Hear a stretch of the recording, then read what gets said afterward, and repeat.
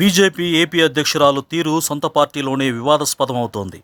సొంత వర్గానికి చెందిన నేతలు నారా కుటుంబం కోసమే పురంధేశ్వరి పనిచేస్తున్నారనే ఆరోపణలు వెల్లువెత్తుతున్నాయి. విశాఖలో సీబీఐ పట్టుకున్న కంటైనర్లో డ్రగ్స్ ఉన్నాయనే ఆరోపణలు ఉన్నాయి.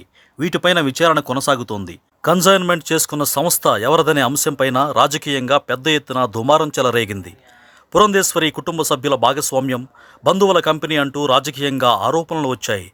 దీనికి సంబంధించి సాక్షి పత్రిక కథనం ప్రచురించింది. దీంతో పురంధేశ్వరి ఆ పత్రికకు లీగల్ నోటీసులు పంపారు. తనకు సంబంధించిన కథనం ప్రచురించినందుకు పురంధేశ్వరి నోటీసులు పంపారు.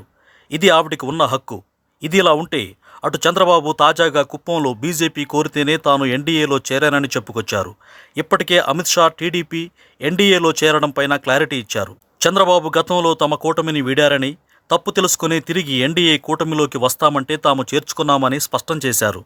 ఇప్పుడు చంద్రబాబు మరోసారి బీజేపీనే తనను ఆహ్వానించిందని చెప్పినా ఆ పార్టీ రాష్ట్ర అధ్యక్షురాలిగా పురంధేశ్వరి ఇలాంటి కీలకమైన అంశాలపైన మాత్రం మౌనం పాటిస్తున్నారు. అదేవిధంగా తమకు మద్దతుగా నిలిచే ఒక మీడియా సంస్థ అధినేత ప్రతివారం పలికే పలుకుల్లో మోదీ వ్యవహార శైలి గురించి రాసుకొచ్చారు.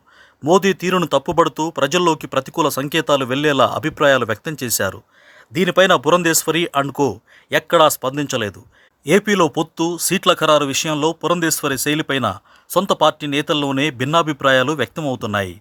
ఎన్నికల సమయంలో పార్టీకి నష్టం చేసే విధంగా పరిణామాలు చోటు చేసుకుంటున్నా పురంధేశ్వరి స్పందించకపోవడం ఇప్పుడు వివాదంగా మారుతోంది. టీడీపీతో పొత్తు, సీట్ల వ్యవహారంలో పురంధేశ్వరి పార్టీ రాష్ట్ర అధ్యక్షురాలిగా సమర్థవంతంగా వ్యవహరించలేకపోయారనే అభిప్రాయం సొంత పార్టీ నేతలే వ్యక్తం చేస్తున్నారు.